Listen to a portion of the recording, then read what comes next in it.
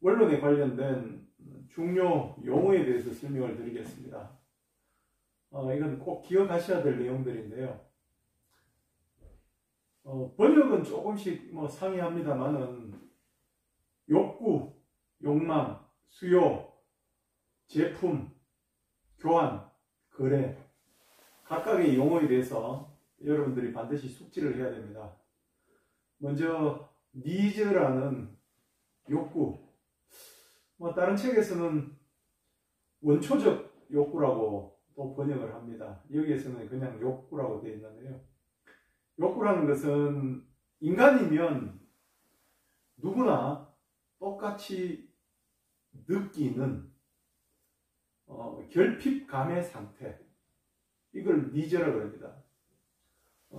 구체적으로 설명을 드리면 인간이 살기 위해서는 의식주와 관련된 것들이 필요하죠. 그죠?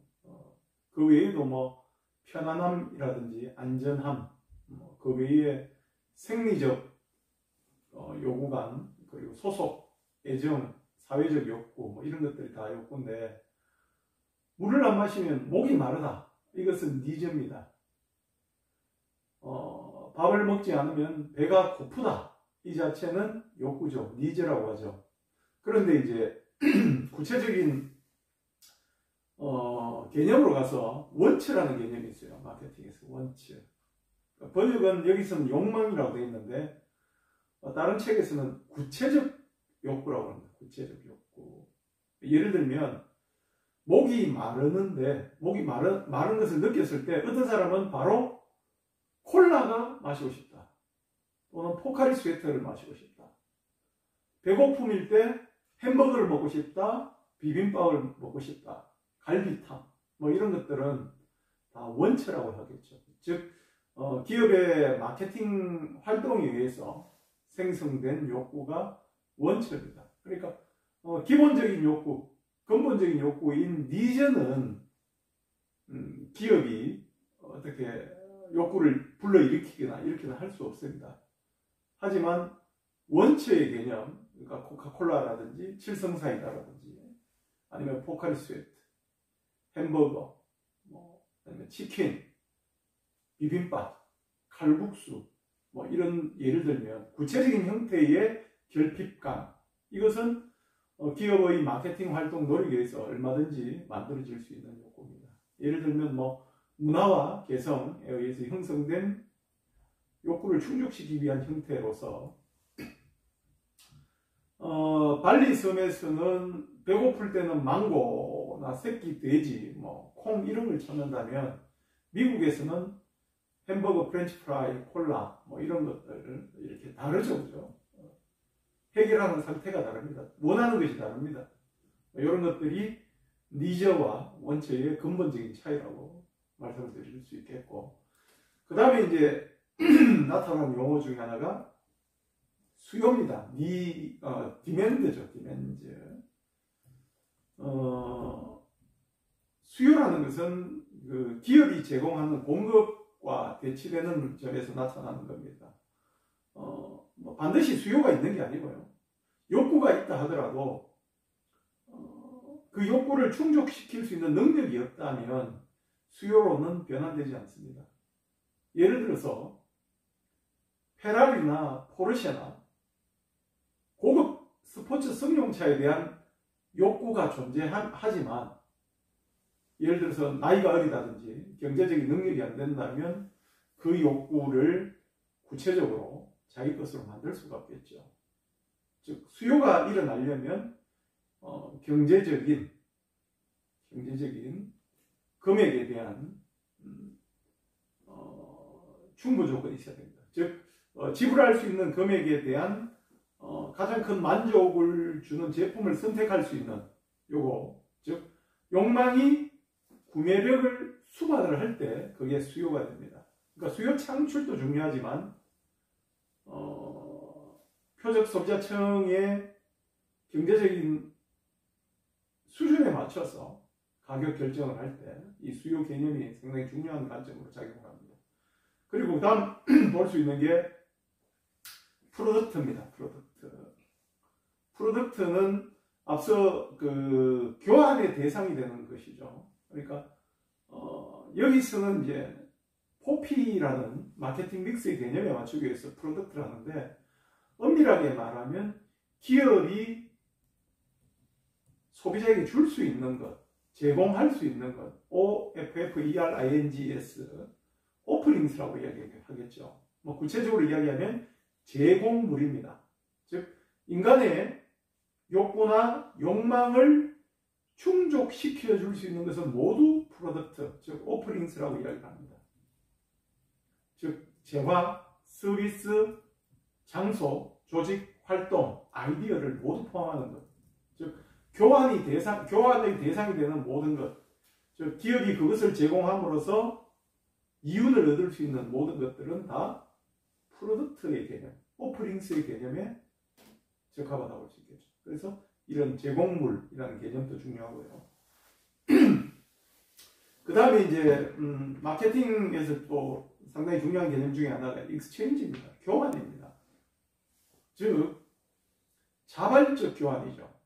감매라든지 뭐 획득이라든지 이런 개념이 아니라 기업이 소비자, 즉 타인에게 가치가 있는 것을 제공하고 그 대가로 필요한 금전적 재화나 대상물을 획득하는 방법이 교환입니다. 이 개념 중요한 것이고요. 그 다음에 이제 거래가 있죠. 거래. 최소한의 2개의 재화를 가지고 교환 시기, 교환 장소가 협의된 양 당사자 간의 성립된 매매를 트랜잭션, 교환이라고 합니다. 그리고 마지막으로 이제 여러분들이 기억해야 될 용어가 마켓, 시장입니다. 네, 마켓. 물론 마케팅이라는 용어도 이 마켓에서 출발을 하죠. 자, 어떤 제품에 대한 실제적, 잠재적 구매자의 집합을 마켓이라고 봅니다. 다음은 앞서 조금씩 설명했던 그 내용 중에 하나인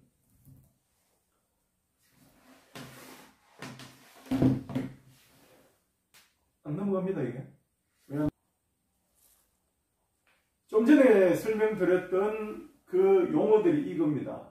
한번 보시고 앞서 제가 앞에 슬라이드에서 설명했던 것을 다시 한번 생각해 보시면 되겠습니다.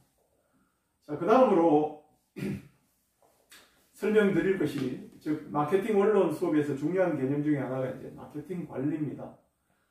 관리 활동이죠. 우리가 뭐 마케팅이라는 용어의 정의도 중요하지만 실제적으로는 어떻게 됩니까? 매니지먼트가 이루어져야 됩니다. 마케팅 매니지먼트, 즉 마케팅 관리라고 이야기하는데요.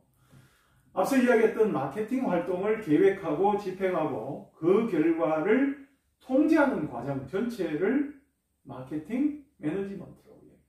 즉 마케팅이라는 용어가 매니지먼트라는 용어가 합쳐진 겁니다. 즉 마케팅도 과학적으로 효율적으로 행해야 됩니다. 그것이 이제 마케팅 관리라고 할 수 있겠죠. 자세히 설명드리면 이렇습니다. 어떤 조직에 마케팅 목표를 정하고 이 목표를 달성하기 위한 활동을 계획하고 집행하고 그 성과를 측정하는 과정, 이렇게 정의를 할 수 있겠죠. Plan to see. 무엇을? 마케팅을. 자, 마케팅을 하기 위해서는 어떻습니까? 제일 중요한 게 수요 창출이겠죠. 그죠? 즉, 마케팅 관리의 가장 근본적인 핵심은 수요 관리입니다. 공급량을 충분히 해소할 수 있는 수요를 창출하는 것. 즉, 수요가 일어날 제품을 생산하는 것. 이것이 이제 마케팅 관리의 핵심이겠죠. 자, 그렇다면 기업의 마케터가 접할 수 있는 수요가 어떤 수요가 있는지 한번 설명을 드리도록 하겠습니다. 수요라는 것은 여러 가지 수요가 있습니다. 수요에 설명을 하면 뭐 부정적 수요도 있겠죠. 그죠? 부정적 수요.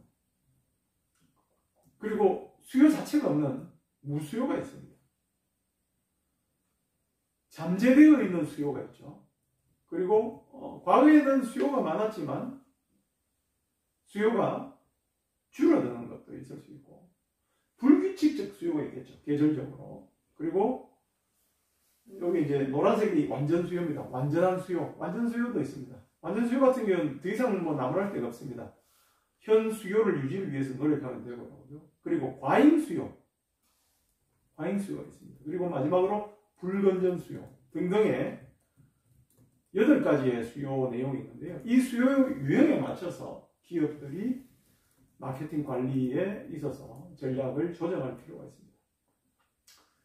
어떤 제품에 대해서 부정적인 수요가 일어난다. 아, 별로 안 좋아. 이러면 왜 그것을 싫어하는지 이유를 분석해서 싫어하는 이유를 제거를 하게 되면 제대로 된 수요가 나오겠죠. 그죠? 그리고 수요 자체가 없으면 어떻게 됩니까? 수요 창출을 위해서 노력을 해야 됩니다. 그리고 잠재 수요, 잠재적으로 수요가 있다면 그것을 이제 현실화시키기 위해서는 뭐 예를 들면 하늘을 나는 자동차 잠재되어 있습니다. 왜? 그 욕구를 충족시켜주지 못하기 때문에 누구도 그런 하늘을 날 수 있는 자동차를 구입할 수가 없겠죠. 인간의 그 욕구는 무궁무진합니다. 예를 들면 이동의 욕구, 과거에는 어떻습니까? 멀리까지 이동하려면 말을 떠올렸죠. 요즘은 뭡니까? 자동차입니다. 하지만 해외로 나가기 위해서는 비행기를 타겠죠. 근데 비행기보다 더 효율적이고 빠르고 더 안전한 교통수단이 나온다면 거기에 대한 수요는 폭발적으로 내려갈 것입니다. 그것을 이제 해결하기 위해서는 과학적 기술과 거기에 대한 또 여러 가지 인프라가 뒷받침이 돼야 되겠죠. 자, 수요 감퇴 같은 경우는 특정 제품이 꾸준히 팔리다가 이제 수요 자체가 떨어지는 경우가 있죠. 그럴 경우는 있습니까? 기존 제품 가지고 해외 시장으로 나간다든지.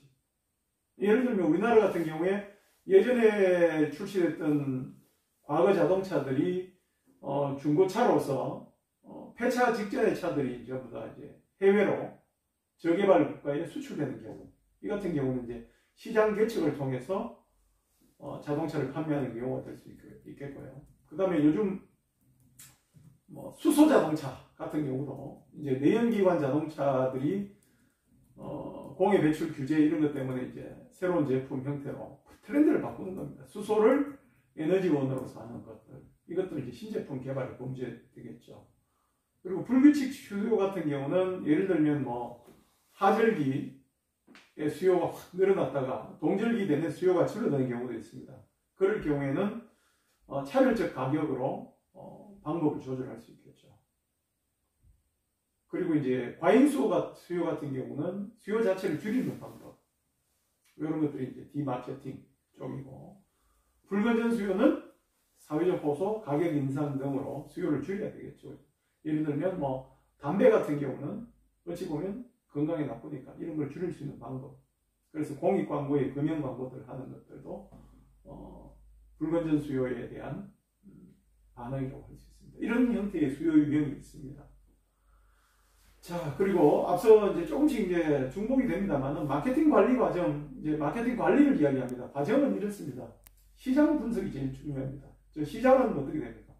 소비자 집단이죠. 그렇죠? 소비자 욕구의 집단입니다. 시장을 분석을 하는 게 출발점입니다. 시장을 분석해서 마케팅을 할 수 있는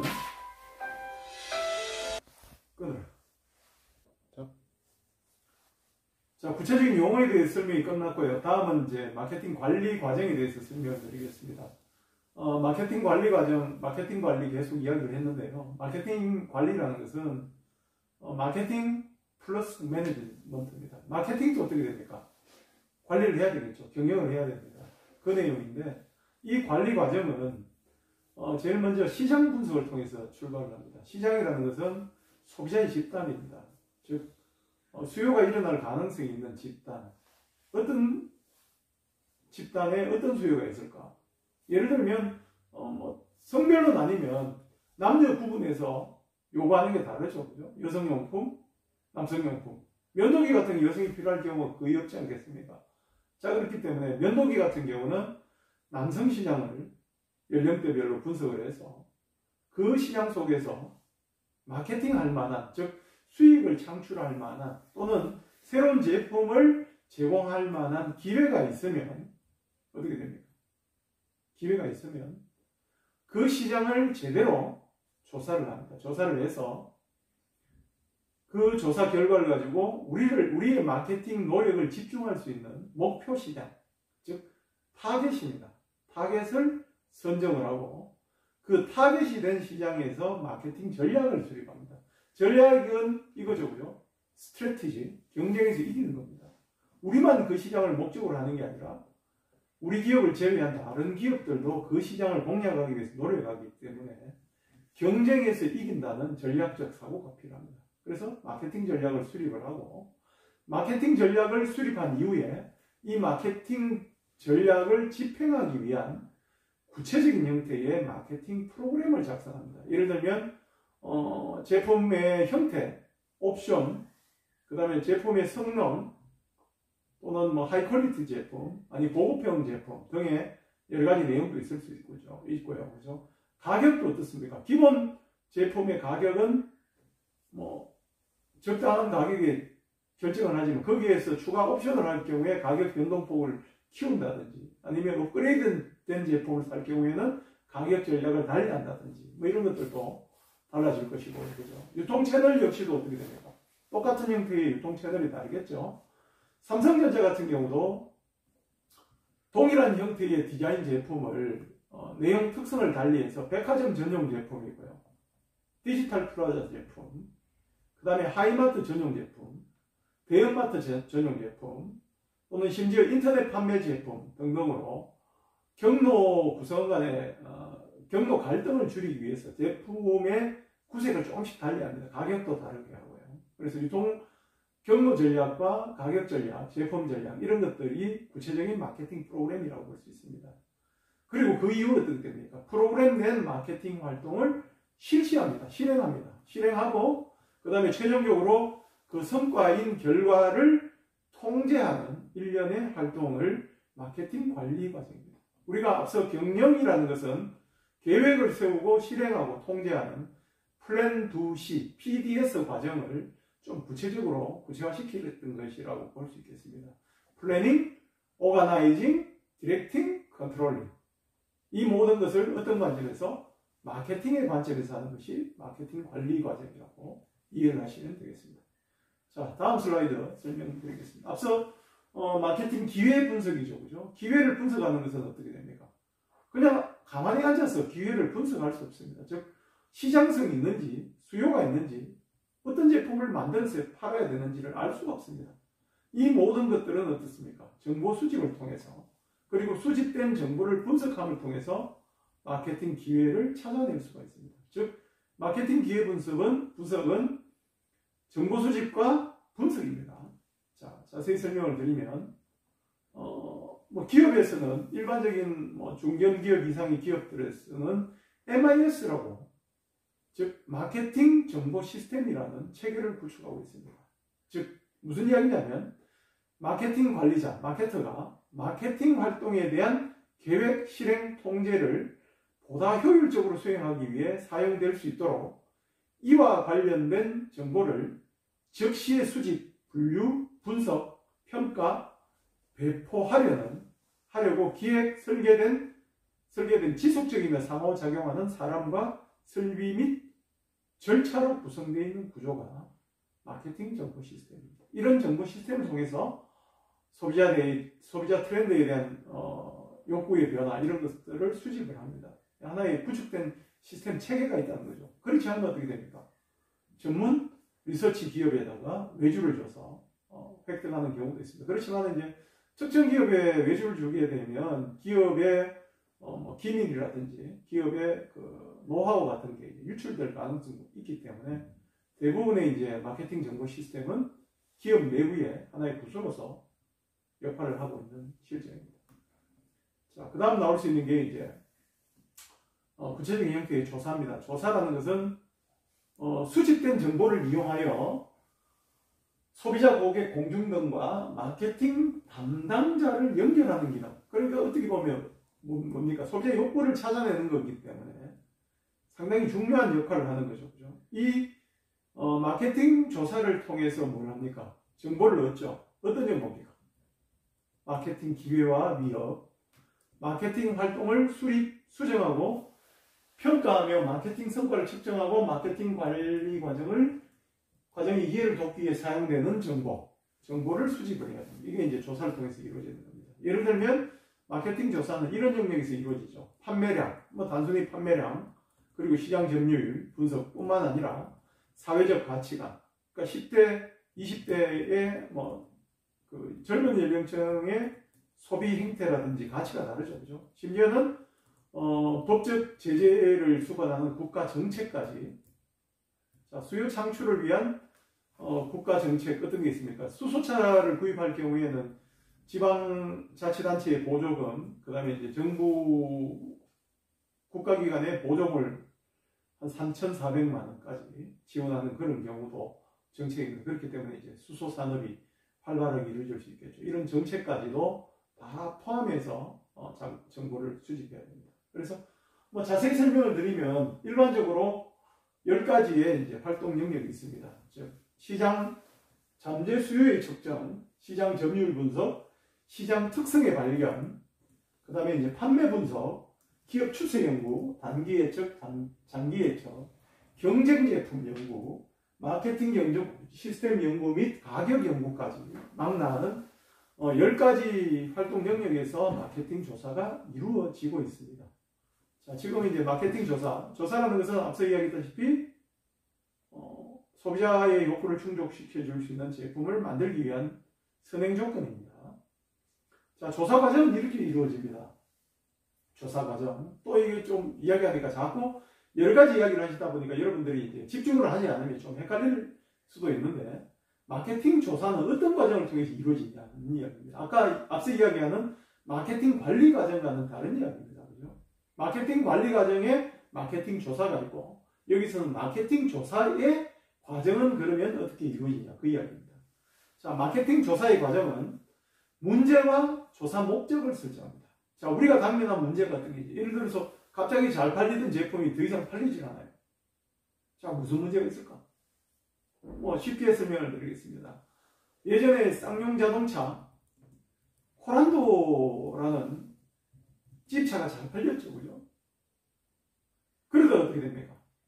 코란도 수요가 줄어드니까 가족형으로 만든 차가 이제 코란도 패밀리입니다. 자, 코란도 패밀리 뒤에 나오는 자동차가 무쏘 자동차. 무쏘 자동차 이후에 렉스턴이 출시를 했고요. 최근에 티볼리 자동차인 소형 SUV 자동차까지 나왔죠. 자, 그냥 나온 게 아닙니다. 왜 그렇습니까?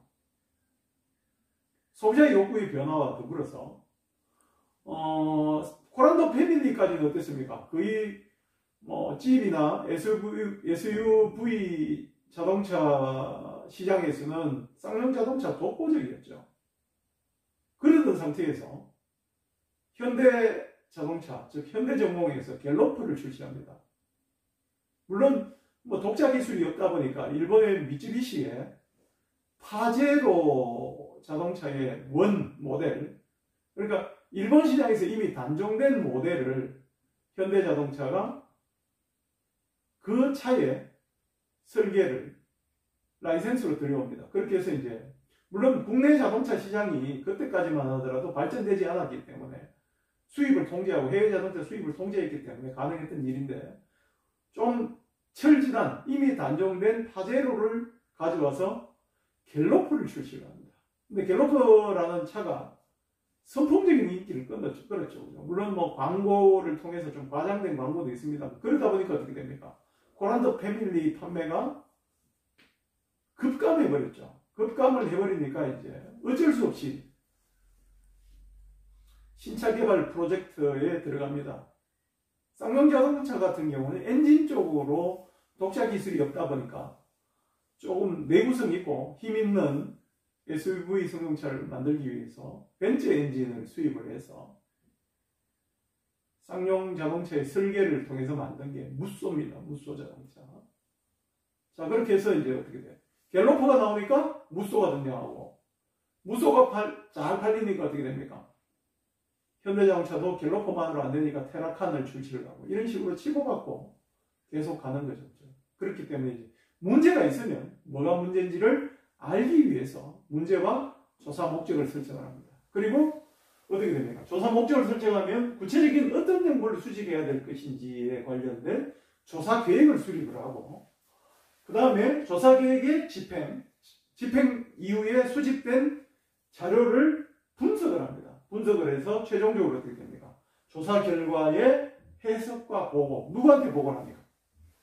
정보를 해석을 해서 그것을 어떻게 됩니까? 생산과 신제품 개발 과정에 도움이 될 수 있는 자료를 사용하도록 CEO에게 보고를 하겠죠. 이런 과정을 통해서 정보를 수집합니다. 이것이 마케팅 조사, 즉 마케팅 리서치의 과정입니다. 다음 슬라이드 계속 설명드리겠습니다. 앞서 마케팅 정보 시스템이 있다면 의사결정을 내리는데 필요한 시스템이 마케팅 디시전 스포트 시스템입니다. 즉 MDSS라고 이야기하는 뭐 이런 시스템도 있습니다. 참고로 한번 보시고 특별한 내용은 없습니다. MDSS 마케팅 디시전 스포트 시스템 이런 것들도 있다는 것을 참고로 하시면 되겠고요. 자, 그 다음 슬라이드는 이제 마케팅 환경 분석이라고 얘기합니다. 환경이라는 것은 어떻게 됩니까? 기업을 둘러싸고 있는 거시 환경, 기업의 미시 환경. 그 다음에 마케팅 환경은 통제를 못합니다. 개별 기업이 환경 변화를 어떻게 바꿀 수 없죠. 예를 들면 봅시다. 봄, 여름, 가을, 겨울 변화를 기업이 통제할 수 있습니까? 불가능하죠. 자연환경입니다. 자, 출생률, 노인인구 증가율. 개별 기업이 통제 불가능하겠죠. 그러면 어떻게 됩니까? 환경 분석을 해야 됩니다. 심지어 정부의 입법, 국회에서 법률을 만드는 것들, 이런 것들도 어떻게 됩니까? 개별 기업이 로비를 할 수 있대 직접적으로 통제를 못합니다. 자, 기업을 둘러싸고 있는 이 환경 분석을 통해서 이 환경이 초래하는 기회와 위협을 분석해야지 살아남을 수 있습니다. 거기에 관련된 이야기가 마케팅 환경 분석입니다. 마케팅 환경은 크게 미시 환경과 거시 환경 두 가지 환경으로 있고 이 두 가지 환경을 관리를 하자는 것이 마케팅 환경 관리라고 볼 수 있겠습니다. 다음 슬라이드 계속 설명드리겠습니다. 자, 기업의 미시 환경은 이렇죠. 그죠? 기업 자체입니다. 기업에는 최고 경영청, CEO를 포함해서 재무 파트, 기술개발부, 구매부, 제조부, 그리고 회계부문, 여기에 관련된 상호관련부, 인적관리, 기획실, 이런 것들이 다 기업 관련 내용들입니다. 물론 종업원도 있고, 중간관리자도 있고, 그죠? 임원도 있고, 그죠? 이렇게 이루어질 수 있습니다. 그리고 기업과 직접적인 거래 관계를 유지하고 있는 원료 공급자, 그리고 기업이 생산된 제품을 판매해주는 마케팅 중간상 있겠죠. 중간상인 물적 유통기업, 그 다음에 마케팅 서비스 대행사, 금융기관 등이 이제 마케팅 중간상이라고 볼 수 있을 것이고, 그 속에 또 뭐가 있습니까? 고객이 있죠. 그죠? 소비자 시장, 산업시장, 재판매업자 시장, 정부시장, 국제시장, 이런 시장. 자, 시장이 어떻게 됩니까? 구매 행동이 이루어지면 그것이 고객이 될 수 있습니다. 그 외에 어떻습니까? 기업 외에 싸워야 되는 대상이 경쟁기업이고, 경쟁기업과 공중, 금융, 은행들 말입니다. 은행, 매체, 정부, 지역, 일반, 내부 이런 것들이 이제 공중이라고 볼 수 있습니다. 이런 환경이 기업의 미시 환경이고요. 거시 환경은 앞서 잠깐 언급을 했습니다만은 인구 통계적 환경. 예를 들면 출생아 숫자, 10대, 20대, 30대, 40대, 50대의 특징, 소득 수준, 남녀 성비, 교육 수준, 그 다음에 사는 지역, 이런 것들이 모두 인구 통계적 환경에 포함된다고 볼 수 있습니다. 그 다음에 경제적 환경. 경제적 환경 같은 경우는 우리나라 같은 경우는 이제 OECD 선진국입니다. 그죠? 나름 경제적 여건이 나왔습니다만은 이런 경기라든지, 인플레이션이라든지, 경기 둔화라든 것이 모두 이제 경제적 환경과 관련된 겁니다. 국가 간의 여러 가지 조건에 의해서 영향을 받겠죠. 예를 들면 유가라든지, 또는 지금 코로나19 같은 경우도 세계 무역을 막는 장애물로 작용을 하고 있습니다. 우리나라 비행기가 지금 해외로 또는 우리나라 국민이 출국을 해서 그 나라 입국을 못하는 입국 제재까지 이루어지기 때문에 상당히 좀 힘든 상황이 됩니다. 물론 여러분들이 지금 직접 저랑 강의실에서 만나서 수업을 할 수 없는 것도 이제 코로나 19라는 이런 바이러스 때문인데요. 이 역시도 뭐 자연적 환경이나 이쪽에 포함이 되겠죠. 그죠? 이런 자연적 환경이 경제적 환경에도 영향을 주고, 그죠? 인구 통계적 환경도 역시 경제적 환경에 영향을 미칩니다. 그리고 자연적 환경의 대표적인 게 뭐 계절 변화, 온도 변화 이런 것들도 어떻게 됩니까? 수요의 양에 영향을 미치겠죠. 그래서 이런 환경들, 원자재 부족, 에너지 비용 상승, 공해, 환경에 대한 정부의 개입 등등도 기업의 거시 환경으로서 기업의 경영 활동, 마케팅 활동에 영향을 미칩니다. 기술적 환경 같은 경우도 역시 새로운 기술의 도입에 의해서 구식화되는 경우가 상당히 많습니다. 예를 들면 스마트폰에 여러분 뭐 가지고 있는 지금 스마트폰에 상당히 많은 기능이 있죠, 그죠? 과거에 전자계산기 따로 놓는 것이 스마트폰 속에 들어가 있습니다. 영어 사전 스마트폰 속에 들어가 있죠. 디지털 카메라 어디에 들어가 있습니까? 스마트폰 속에 들어가 있죠. 심지어 음악을 듣던 옛날에 MP3 플레이어도 스마트폰으로 해결됩니다. 동영상을 찍으려면 캠코더가 있어야 됩니다. 캠코더 역시 여러분이 사용하고 있는 스마트폰 속에 캠코더까지 들어있습니다.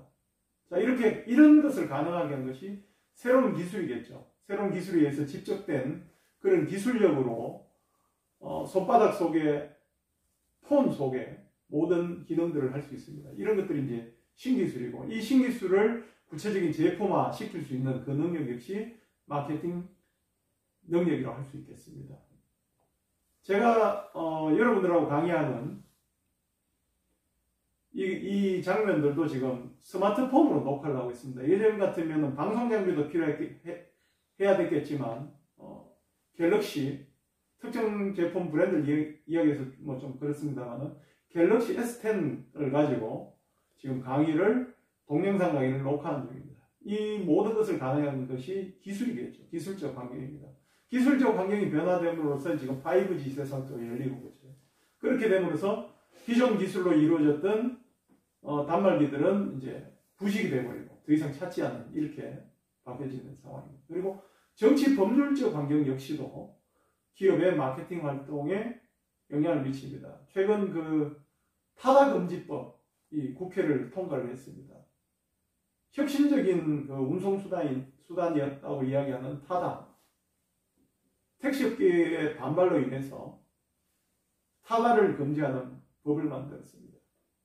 그러니까 새로운 기술 플랫폼에 의해서 시대는 바뀌고 있는데 이해관계자들이 거기에 대한 생존을 위해서 노력을 한다면 이게 정치적으로 법이 바뀝니다. 법이 또 어디에 영향을 미칩니까? 기업의 경영활동에 역시 영향을 미칩니다. 그리고 문화 역시도, 즉 개개인이 가지고 있는 가치관의 합인 문화적 환경 역시도 기업의 마케팅 활동에 상당한 영향을 미칩니다. 즉 소비자의 가치관이라든지 연령대별로 10대 청소년들이 가지고 있는 하위 문화라든지 이런 것들도 역시 기업의 마케팅 활동에 영향을 미칩니다. 이 모든 것들이 거시 환경이고 거시 환경은 상호 영향을 미친다고 볼 수 있습니다. 그래서 환경을 통제할 수가 없습니다. 환경을 바꿀 수가 없습니다. 그렇기 때문에 기업의 마케터들은 이 환경 변화를 감시하고 환경 변화가 초래할 수 있는 위협과 기회를 분석해서 위협 같은 경우는 어떻게 됩니까? 위협을 피하기 위해서 노력을 해야 될 것이고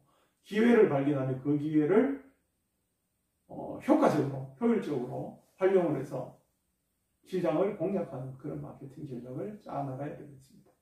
다음 슬라이드 계속 설명드리도록 하겠습니다.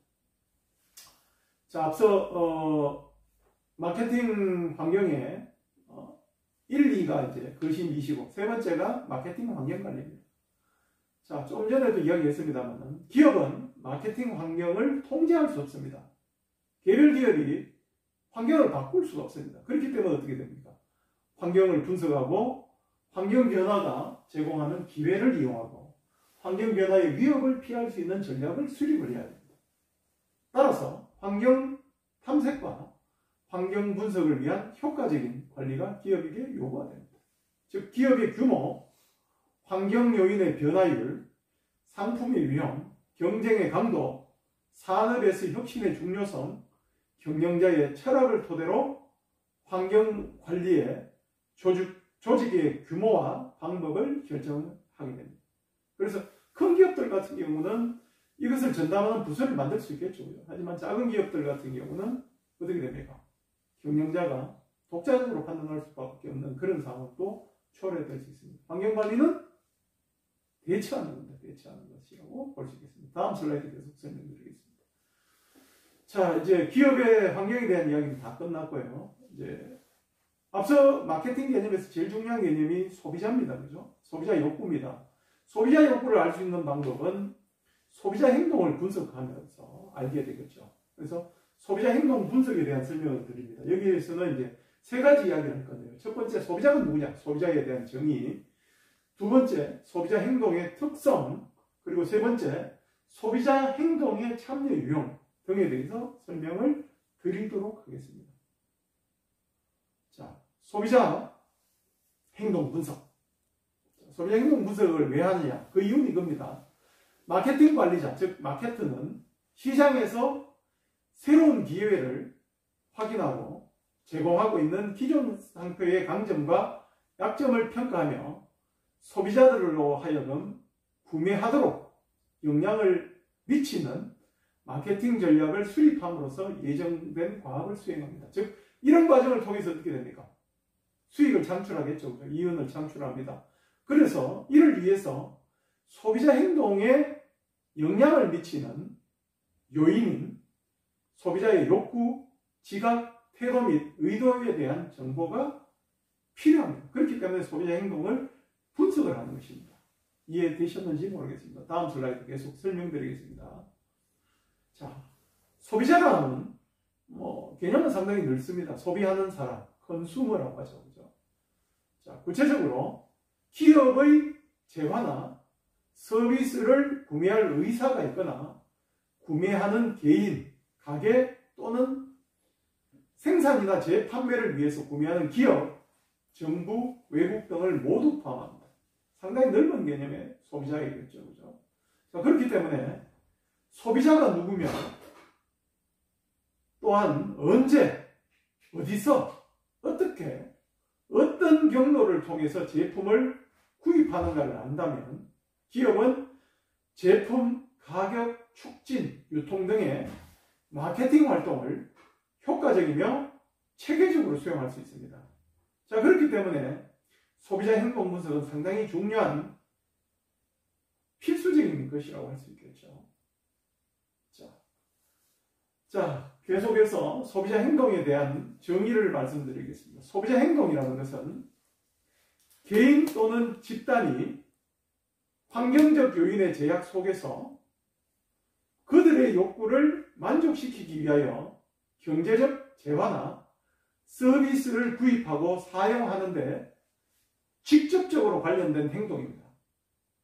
즉, 살기 위해서 먹고 마시고 잠자고 쉬고 이 모든 것이 뭡니까? 소비자 행동입니다. 자, 조직 같은 경우 어떻게 됩니까? 조직을 이끌어 나가기 위해서, 조직을 유지하기 위해서 필요한 물자 구입, 다 행동이겠죠. 그죠? 즉, 행동에 선행하는 구매 결정 과정까지도 포함하는 것이 소비자 행동입니다. 즉, 소비자가 물건을 구매한다. 그냥 단순히 구매하는 거냐? 그게 아닙니다. 과정을 거쳐서, 상당한 단계의 과정을 거쳐서 구매 행동입니다. 우리가 볼 수 있는 것은 구매지만은 구매에 앞서서도 소비자가 어떤 과정을 거쳐서 구매하는지를 알아야 되겠죠. 그것이 이제 구매 결정 과정입니다. 즉, 소비자의 구매 의사 결정 과정까지 포함해서 모든 것을 소비자 행동이라고 이야기를 할 수 있습니다. 소비자 행동은 이렇게 정의를 하고요. 자, 그렇다면 기업은 소비자에게 어떤 정보를 얻으려고 하느냐면 7개의 정보를 얻고자 합니다. 첫 번째, 누가 그 시장을 구성하는가. 예를 들면 노트북이 있습니다. 노트북이라는 제품을 구입할 사람. 모든 사람들이 노트북을 구입하는 건 아니겠죠. 그죠? 예를 들면 신학기가 됐습니다. 고등학교 졸업하고 대학 신입생들이 가장 선호하는 제품이 노트북입니다. 노트북 컴퓨터. 그리고 기업에 종사하는 영업직 사원들은 노트북 없이는 자기의 그 직무를 수행할 수 없죠. 그런 거라든지 뭐 애니메이터라든지 뭐 이런 사람들 다 노트북이 필요합니다. 하지만 농사를 짓는 사람, 물론 유튜브나 뭐 따로 뭐 특별히 인터넷을 활용한다면 필요하겠지만 단순히 그냥 시골에서 농사 짓는 사람들은 노트북을 필요한 경우가 없겠죠. 그렇다면 노트북 시장을 구성하는 소비자가 누군지, 즉 누가 노트북 시장의 소비자인지를 분석하는 게 중요하겠죠. 표적 고객을 말합니다. 그리고 소비자는 무엇을 구매하느냐? 무엇을? 이제 제품을 구입하느냐, 상표를 구입하느냐, 이런 것들입니다. 뭐 그런 내용. 그 다음에 왜 구입하느냐? 구매 목적이겠죠. 그죠? 그것을 왜 구입하느냐? 그리고 네 번째, 누가 구매에 참여하는가? 구매 조직입니다. 그리고 다섯 번째, 어떻게 구매를 하는가? 여섯 번째, 언제 구매하는가? 일곱 번째, 어디서 구매하는가? 뭐 이런 것들입니다. 자, 제 이야기를 잠시 하겠습니다. 제가 비대면으로 이게 동영상 강의를 해야 되다 보니까 이제 영상물을 녹화를 하기 위해서 필요한 것이 몇 가지가 있었습니다. 첫 번째, 노트북이 필요했고요. 두 번째, 디스플레이인 이런 화면이 있는 공간이 필요했고요. 그 다음에 세 번째, 이 동영상을 찍을 수 있는 스마트폰이 필요했습니다. 제 스마트폰은 갤럭시 S9 플러스입니다. 이게 좀 성능이 떨어져서 이걸로는 좀 부족해서 S10을 어렵게 좀 부탁을 해서 지금 찍고 있는데요. 자, S10이라는 갤럭시 S10을 찍더라도 어떻게 됩니까? 이것을 고정시켜서 찍으려면 고정형 삼각대가 필요합니다. 뭐 여러 가지 삼각대가 있습니다만은 스마트폰 전용 삼각대가 없다 보니까 긴급하게 어제 저녁에 삼성 홈플러스, 옛날 홈플러스 대형마트에 가서 SA10이라는 제품을 구입을 했습니다. 뭐 여러 가지 복잡한 그런 의사결정 없이 홈플러스 갔더니 제품이 한 모델밖에 없더라고요. SA10 가격은 29,900원짜리 하나밖에 없어서 구입을 했고, 그것을 지금 갤럭시 S10에 연결을 해서 세워놓고 지금 동영상을 찍고 있는데, 이것을 구입하게 된 과정에서 왜 구입했는지, 어떻게 구입했는지, 언제 구입했는지, 어디에서 구입했는지 이야기가 다 될 수 있습니다. 이런 정보를 정확하게 안다면 소비자에게 미리 사전에 구매 상황에 대한 광고라든지 촉진이라든지 아니면 유통경로 선택이라든지 이런 것을 할 수 있겠죠. 그렇다면 기업들이 효과적으로, 효율적으로 마케팅 활동을 할 수 있고 제품을 판매할 수 있을 것입니다. 구체적으로 아까 구매 의사결정 과정은 다음 페이지 슬라이드에서 설명토록 하도록 하겠습니다. 자, 그리고 소비자 행동 특징은 뭐 여러 가지 특징이 있습니다만 한번 읽어보십시오. 소비자 행동은 뭐 목표 지향적이다부터 쭉 해서 순환 과정이고 마케팅 활동에 영향을 받습니다. 소비자 행동이 아무리 자기가 뭐 똑똑하게 구매 행동을 한다 하더라도 기업 마케터가 그죠? 소비자 머리보다 더 높이 있습니다.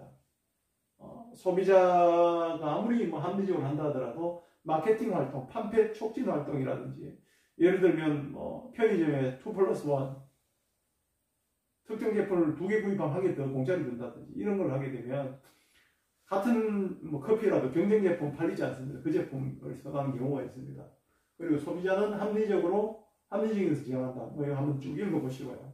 지금 우리가 뭐 소비자 행동론을 강의하는 것이 아니기 때문에 소비자 행동 특징은 그냥 읽어보고 넘어가도록 하겠습니다. 자, 그 다음 이제 소비자 행동에 참여자 같은 경우는 6명이 있습니다. 첫 번째 제안자가 있습니다. 자, 이 제품이 좋아. 이렇게 제안하는 사람. 그 다음에 영향력 행사자가 있고요. 그리고 최종적으로 구매를 결정하는 구매 결정자가 있고, 그 다음에 네 번째 구매자가 있고, 다섯 번째 사용자가 있고, 그 다음에 소비자와 관련되지 않는 판매자가 있습니다. 판매자 같은 경우 기업이 되겠죠. 그죠? 마케터가 되겠습니다. 자, 5명의 참여자는 동일 있는 한 사람이 될 수도 있고, 경우에 따라 여러 명의 사람으로 구성이 될 수 있습니다. 예를 들면 이런 경우가 있죠. 자, 이런 제품을 구입하면 좋겠다고 말을 꺼내는 사람이 제안자라면 그 사람 중에서 나는 예를 들어서 A라는 제품을 사고 싶은데 뭐 부모님이 A보다는 B가 더 나아. 이게 더 좋은 제품이라고 강요를 할 경우 어떻게 됩니까?